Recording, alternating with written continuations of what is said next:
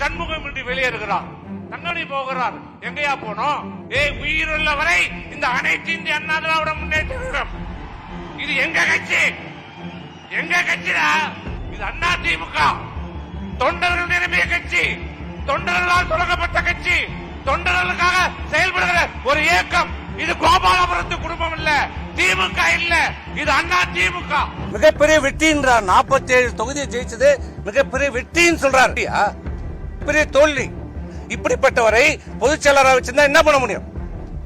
ஆனா இதே அம்மா 96ல சட்டமன்ற தேர்தலில் தோல்வி அடைஞ்சாங்க. தைரியமா சொன்னாங்க, இந்த தோல்விக்கு நான் பொறுப்பேற்றுக் கொள்கிறேன் என்று சொன்னாங்க. அவங்க அம்மா, அவங்க பொதுச் செயலாளர் ஆண்மை மிக்கவர், ஆளுமை மிக்கவர்.